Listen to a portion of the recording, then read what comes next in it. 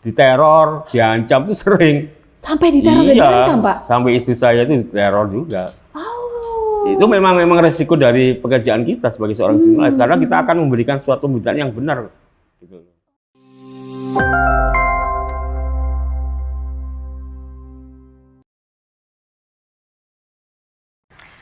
Halo Sobat Mako, tentunya di bulan Februari itu tidak hanya diperingati sebagai Hari Kasih Sayang saja ya, Hari Valentine, tapi juga bertepatan dengan Hari Pers Nasional. Dan media, baik cetak maupun juga elektronik ini tidak lepas bisa memberikan kontribusi banyak terhadap masyarakat ya, khususnya dalam bidang informasi. Hari ini saya akan ngobrol langsung dengan Ketua PWI Malang Raya, Persatuan Wartawan Indonesia Malang Raya. Ada Insinyur Cahyono di samping saya. Apa kabar Pak Cahyono? Alhamdulillah sehat. Assalamualaikum. Waalaikumsalam. Terima kasih banyak sudah memberikan waktunya ya. Kita ganggu langsung di kantor PWI Malang Raya nih ya Sobat Mako ya.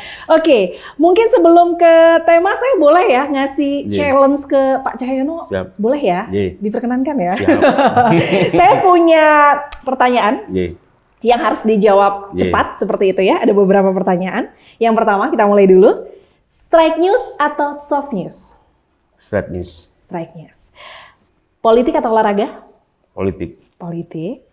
Gempol atau Malang? Malang. Malang ya. Meskipun orang Gempol tapi tetap Malang, Arema ya. Nganter istri atau nganter anak? Nganter istri. Nganter istri, waduh idaman sekali. Biasanya banyak loh Pak, pilihannya tuh selalu anak gitu ya, istri nomor sekian. Tapi Pak Cahyono istri ya? Istri, luar biasa ya. Oke, lapangan atau black office? Lapangan. Lapangan. Sendiri atau tim? Tim. Tim. Ya. Terakhir, kopi atau teh? Kopi. Kopi, baik ya, terima kasih banyak ya. Dari jawaban Pak Cahyono sudah bisa menebak ya, Pak Cahyono ini tipe orang yang seperti apa gitu. Baik, terima kasih banyak Pak Cahyono, tapi luar biasa. Kenapa Pak? Saya ini selalu setia sama istri. Oh begitu, oh, jadi kalau pilihannya nganter istri atau anak tetap istri begitu ya Pak ya. Oke, tapi bukan ini ya, STI bukan ya? Bukan. Oh bukan, ya tapi ini contoh-contoh memang lelaki idaman begitu ya. Kalau kebanyakan orang kan pasti pilihnya main sama anak, kantor sama anak gitu ya. Kalau Pak Cahyono istri. Istri. Biasanya nemenin kemana kalau sama istri? Ke tukang pijat. Loh, kok tukang pijat? Saya pikir kantor kompor, tukang pijat ya. Tapi ikut pijat juga berarti ya Pak Cahyono ya. Waduh, modus ya biar dibayarin istri mungkin seperti itu. Baik. Oke kalau gitu. Oke itu pertanyaan sekilas ya dari Citra untuk Pak Cahyono. Mungkin kita balik lagi nih Pak Cahyono ke tema kita hari ini ya. Untuk kali ini kalau tema tahun ini dengan tahun kemarin kan pasti berbeda ya Pak ya. Kalau tahun ini temanya apa Pak Cahyono? Indonesia Emas asal itu. Indonesia Emas. Kemarin sempat dilaksanakan di Sumatera Utara. Di Medan. Oh di Medan. Pak Cahyono sempat hadir di sana? Saya ke sana untuk mengawal Pak Bupati kan mendapat anugerah budaya award dari PWI Pusat. Oke, gimana Pak acara kemarin ketika di Medan? Meriah, Pak Presiden juga hadir. Panglima, Kapolri, Kepala Staf hadir semua. Ditambah dengan menteri-menteri yang ada di sana. Oke. Pak Presiden sempat memberikan ini nggak Pak statementnya terkait untuk Hari Pers? Ya Pak Presiden juga menyampaikan bahwa dunia pers sekarang beralih ke digitalisasi ya, sehingga dengan teknologi sekarang ini masyarakat beralih pada digitalisasi, sehingga informasi-informasi yang sekarang ini kan mudah didapat oleh masyarakat melalui HP Android ya. Betul. Sehingga masyarakat diharapkan jangan sampai terpengaruh dengan informasi-informasi yang tidak bisa ditanggungjawabkan, mesti berita hoax gitu. Oke. Iya. Pak, sebagai Ketua PWI Malang Raya, tentunya ini kan jadi bapaknya wartawan yang ada di sini seperti itu ya. Bagaimana Pak Cahyono memberikan dukungan, support terhadap wartawan-wartawan yang ada di Malang Raya seperti itu? Memang sekarang ini media-media terutama online kan sabarnya bertumbuh, sehingga berdasarkan dari data Dewan Pers ada 47.000 perusahaan media dan ada 100 lebih wartawan. Sehingga sekarang kan dengan regulasi Dewan Pers itu media dan wartawan harus terverifikasi, sehingga kalau perusahaan pers juga harus verifikasi faktual di Dewan Pers. Dan wartawan juga harus verifikasi. Wartawan ada jenjangnya kan, untuk verifikasi ada muda, ada madya, ada utama. Oh. Jadi regulasi sekarang ya wartawan wajib mengikuti itu selama dia bekerja sebagai wartawan. Kalau tidak, dia akan ya artinya dia nantinya ke depannya dia tidak bisa melakukan konfirmasi kepada narasumber. Dan narasumber itu nantinya berhak menolak ketika wartawan itu belum terverifikasi. Oke. Sehingga sekarang bayangan dari 47.000 media yang sudah terverifikasi faktual hanya 2.000. Terverifikasinya itu dalam bentuk seperti apa sih Pak Cahyono? Ya kalau di wartawan ya verifikasi pekerjaan kita setiap hari yang diujikan. Ya itu diujikan kepada wartawan itu kan. Ketika dia sudah lulus uji kompetensi, berarti dia sebagai wartawan profesional. Sama dengan perusahaan pers juga verifikasi bahwa perusahaan itu benar-benar sebuah perusahaan sesuai dengan kriteria yang dilakukan oleh Dewan Pers. Sehingga ketika perusahaan pers nanti tidak verifikasi, ya itu nantinya yang rugi ya perusahaan pers itu sendiri kan. Sehingga regulasi-regulasi itu harus diikuti karena memang sudah regulasinya pemerintah melalui Dewan Pers. Ini yang menariknya jadi pertanyaan gitu ya. Apakah setiap pencari berita itu disebut sebagai wartawan? Belum tentu. Netizen apa produk jurnalis? Bukan. Netizen bukan produk jurnalistik. Produk jurnalistik itu yang berdasarkan kode etik jurnalistiknya itu ada 5W1H. Itu harus terpenuhi. Kalau di netizen nggak ada, belum terpenuhi 5W1H. Sehingga produk jurnalistik harus memenuhi itu semua. Sehingga produk jurnalistik juga tidak hanya kode etik jurnalistik, harus juga mematuhi dengan undang-undang pers. Sehingga ketika sebuah produk jurnalistik itu tidak sesuai dengan fakta yang dia tulis, bisa dikenakan undang-undang ITE. Nah, kalau dari undang-undang ITE berarti ada proses hukum kan dulu. Nah, berita hoax itu bukan artinya masuk dalam sengketa pers, sehingga berita hoax itu langsung bisa dilaporkan kepada pihak kepolisian, kan gitu. Sehingga saya sudah sering mengasih tahu teman-teman bahwa dalam penulisan berita harus berhati-hati, harus benar-benar berita itu sesuai dengan fakta dan berita itu bisa harus dipertanggungjawabkan, kan gitu. Sekarang kan masyarakat sekarang kan juga semakin kritis sekarang ya. Jadi ya bagaimana teman-teman di lapangan itu ya harus bekerja sesuai dengan kode etik jurnalistik. Jangan sampai dia melanggar kode etik jurnalistik. Ketika dia melanggar, kan pertama memang ada mungkin diperingatkan, kedua, peringatan ketiga, kalau dia sudah lulus uji kompetensi, dia melakukan hal yang sama, lah kartu UKW-nya bisa dicabut oleh Dewan Pers. Kan rugi tuh. Sekarang dari muda ke madya itu harus jangka waktu 3 tahun. Dari madya ke utama 2 tahun. Sehingga ketika itu dicabut berarti kan rugi sekali. Iya betul-betul. Waktu yang terlewatkan itu ya Pak Cahyono ya, betul. Maka di PWI Malang Raya ini sudah 5 angkatan. Tahun 2021 itu kita sudah gelar, ikut 5 angkatan. Ya memang PWI Malang Raya ini konsen kepada pendidikan daripada wartawan. Sehingga saya harapkan nanti wartawan di Malang Raya ini sudah kompetensi kan dulu. Sehingga makanya PWI Malang Raya ini terus menggelar uji kompetensi dan bulan Mei mendatang ini juga kita gelar uji kompetensi. Uji kompetensi di Malang ini sudah diikuti oleh se-Indonesia. Kemarin itu ada Lampung, Kalimantan, Jakarta, Bogor sudah mengikuti PWI Malang Raya uji kompetensi dan itu gratis kita gelar. Uji kompetensi itu dalam bentuk apakah ujian tulis atau wawancara atau seperti apa? Ada ujian tulis dan ada wawancara. Sesuai dengan jenjangnya itu. Itu berarti untuk upgrade dari muda, madya yang tadi utama itu. Begitu ya. Kalau muda memang kalau jabatan di redaksinya itu wartawan. Kalau madya di redaktur. Utama di pemilihan redaksi. Wah, ini jadi saya baru tahu ya. Makanya kenapa biasanya kan dalam satu media cetak ataupun juga elektronik seperti itu ya, ada yang namanya wartawan, redaktur, kemudian pimretnya dan lain sebagainya itu. Dari situ ya, dari uji kompetensi tadi itu, seperti itu. Kalau di Malang Raya sendiri, ada sekitar berapa anggota wartawannya, Pak Cahyono? Kalau anggota PWI ini terakhir update kemarin itu ada 300-an. Karena apa kemarin saat uji kompetensi itu dia lulus uji kompetensi, ya kan? Artinya dia harus wajib mengikuti OKK, orientasi keorganisasian dan kewartawanan untuk menjadi anggota PWI. Sehingga kemarin dari Jakarta, dari Lampung itu masuknya PWI Malang. Padahal bukan Malang ya? Bukan Malang, tapi kita nanti memberikan rekomendasi kepada mereka untuk pindah di masing-masing daerahnya. Oh, gitu. Seperti itu. Baik-baik. Apa keuntungannya ketika wartawan bergabung dalam PWI seperti itu? Ya, PWI kan organisasi kewartawanan. Jadi ketika ada persoalan, kita akan mendampingi si anggota kita gitu. Artinya pendampingan seperti apa? Salah satunya terkait dengan sengketa pers.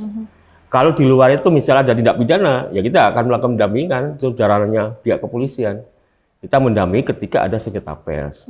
Dan memang diwajibkan, ya bukan diwajibkan ya, artinya teman-teman wartawan, kan di Malang Raya ini ada 4 organisasi wartawan yang sudah diverifikasi, sudah diakui oleh Dewan Pers. Pertama PWI. Yang kedua AJI, Aliansi Jurnalis Independen. Yang ketiga ada IJTI, Ikatan Jurnalis Televisi. Yang keempat ada PFI, Pewarta Foto Indonesia. Itu yang terdaftar di Dewan Pers. Dan 4 organisasi itu bisa menggelar uji kompetensi, termasuk PWI ini. Tapi yang paling tua memang PWI. PWI ini lahir tahun 1946 setelah Indonesia merdeka. Merdeka ya, luar biasa kalau seperti itu ya. Pak, jadi bapaknya 300 wartawan, susah nggak? Ya susah. Karena berbeda-beda kan. Ya kita bagaimana bisa mengenal mereka gitu loh. Tapi artinya teman-teman ini sudah ketika sudah lulus uji kompetensi, ada perubahan-perubahan di sana. Jadi dia mempertahankan apa? Pertama dia sudah profesional, dia disebut dia wartawan profesional. Yang kedua dia menjaga marwah organisasi PWI itu sendiri. Baik-baik. Susah ya ternyata ya. Jadi bapak 2 anak aja udah susah, apalagi 300 ya Pak Cahyono ya. Bingung lah sudah ya. Baik, Pak Cahyono, bagaimana melihat sekarang kan era digitalisasi ya. Untuk penyebaran informasi, kalau zaman dulu tuh ya, kita baru bisa baca berita itu dari koran pagi-pagi. Berita hari ini baru bisa kita baca besok pagi. Karena memang era digitalisasi, berita begitu cepatnya bisa kita terima ya. Hari ini kejadian, hari ini pun kita sudah bisa baca seperti itu. Bagaimana Pak Cahyono melihat era perubahan media saat ini seperti itu? Ya luar biasa sekarang, karena sudah beralih ke digitalisasi, mau nggak mau untuk media cetak, semakin lama mungkin 5 tahun ke depan atau 3 tahun ke depan kan sudah artinya bisa tergolong tikar ya. Termasuk kemarin ada koran nasional Sindo, Sindo kan sudah tutup itu. MNC Group ya. MNC Group itu ya. Ini juga artinya media cetak terancam untuk tidak bisa terbit. Karena apa? Ya karena sekarang beralih ke online semua kan, dan mudah didapat di HP yang punya fasilitas Android. Sekarang ibu-ibu di rumah itu kalau belanja tidak langsung itu kita pakai HP diantar kan gitu. Sekarang sudah artinya dengan teknologi seperti ini tuh mempengaruhi semua, termasuk media cetak itu sendiri. Oke. Pak Cahyono paham betul ya, ini loh kalau sayang sama istri ya, ibu-ibu belanja online gitu ya. Jadi semuanya online, paket gitu ya Pak Cahyono ya. Beli lombok, beli sayur itu sekarang online. Sekarang online tuh. Jadi bapak-bapak yang ada di rumah pahamilah ketika istri-istri Anda belanja online. Oke, Pak. Bagaimana sih dengan tema sekarang itu ya, Hari Pers gitu, bagaimana sebagai Ketua PWI sendiri untuk bisa menumbuhkan semangat jurnalisme untuk para wartawan itu? Ya kita sekarang itu memang wartawan butuh banyak betul ya. Tadi itu kalau di Malang aja itu mungkin bisa 200 lebih dari berbagai media. Sehingga saat ini memang persaingan begitu ketat.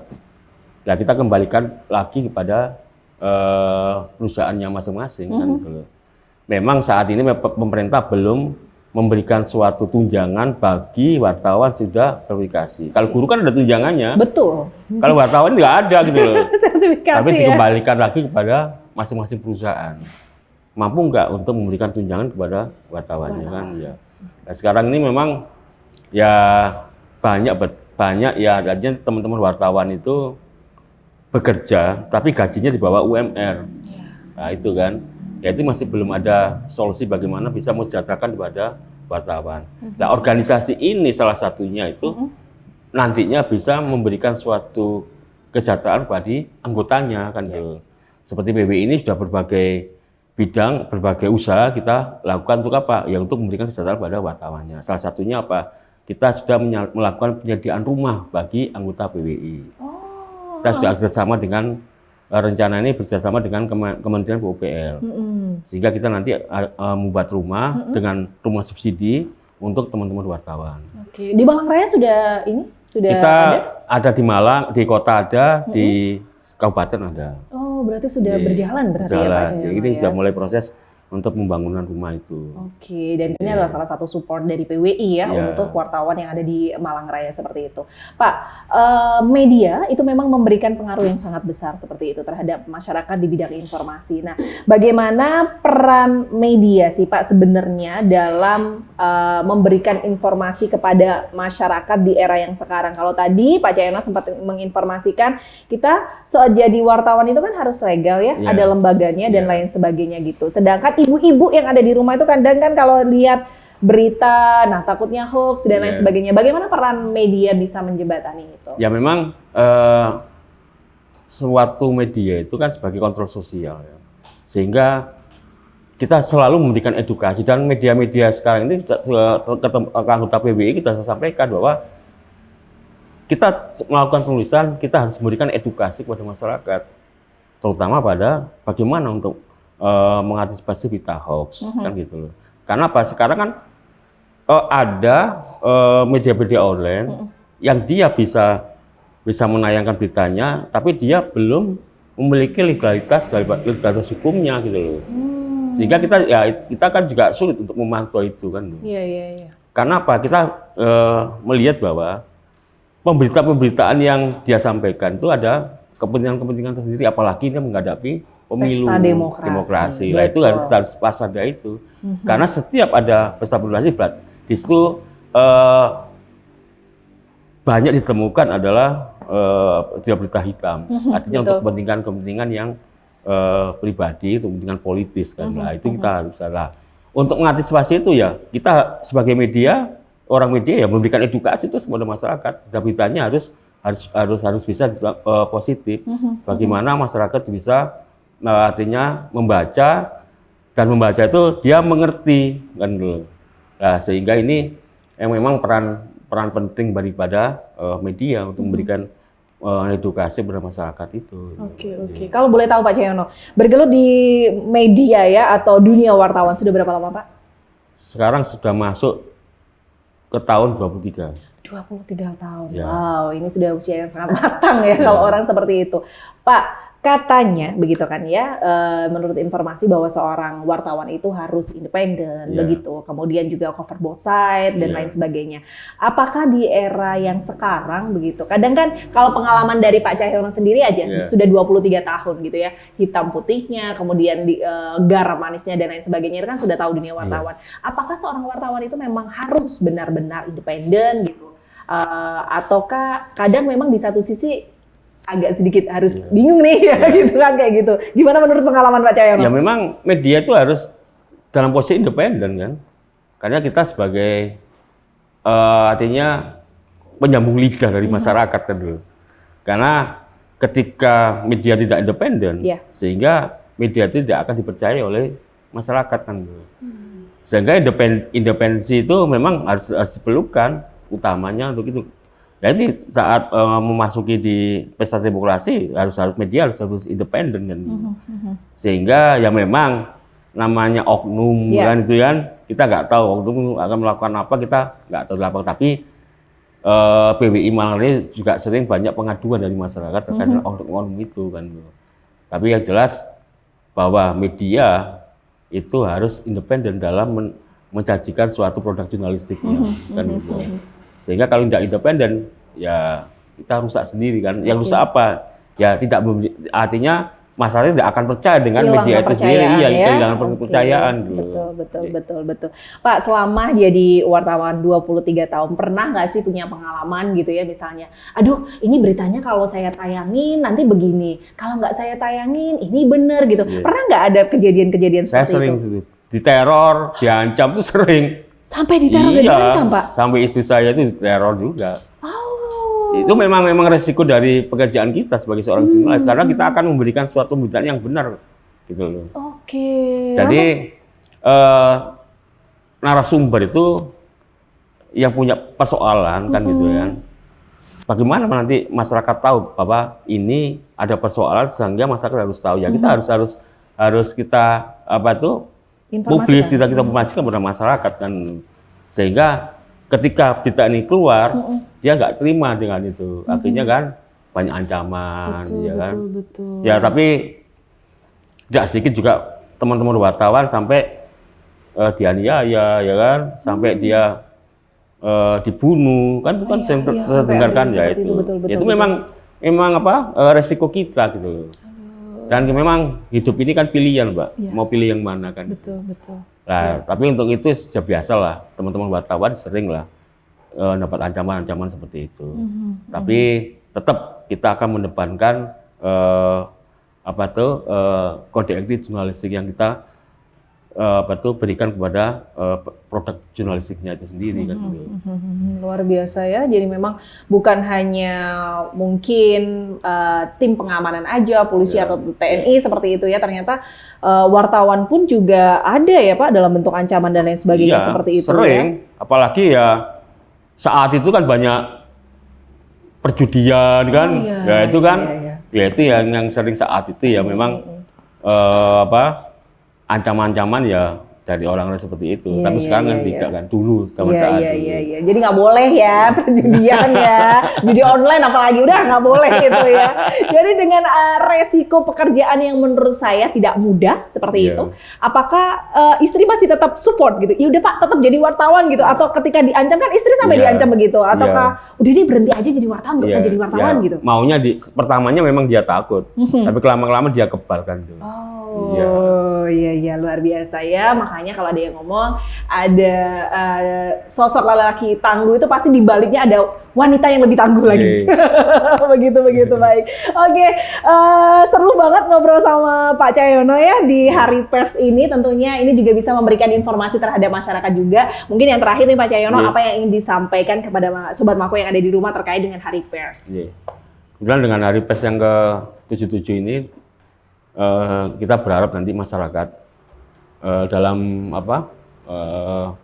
membaca suatu informasi itu harus berhati-hati, dan untuk mengupload misalnya ada penulisan di medsos ya, di Facebook, jangan ikut-ikutan yang lainnya. Artinya harus benar-benar penulisan itu nantinya bisa menjadi suatu penulisan yang hoax kan itu ya. Sekarang kan memang terutama ada ibu-ibu itu. Ya kan. Di beberapa daerah di Indonesia ini ada memang banyak ibu-ibu yang terjerat undang-undang ITE karena dia memberikan informasi melalui medsos itu tidak benar kan itu.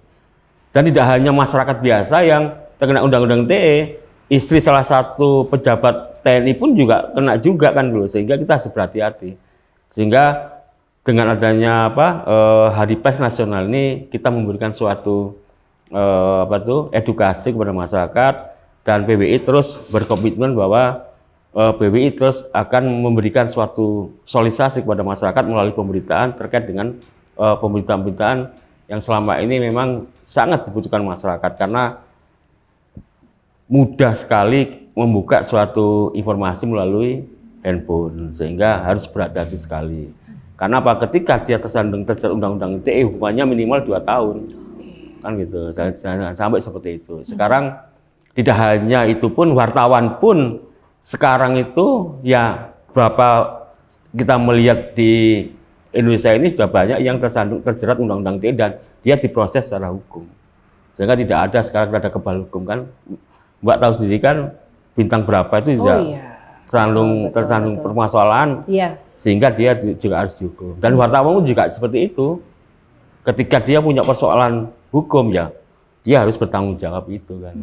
Sehingga saya sebagai Ketua PWI Malang Raya, teman-teman sudah saya beritahu bahwa penulisan harus bisa dipertanggungjawabkan.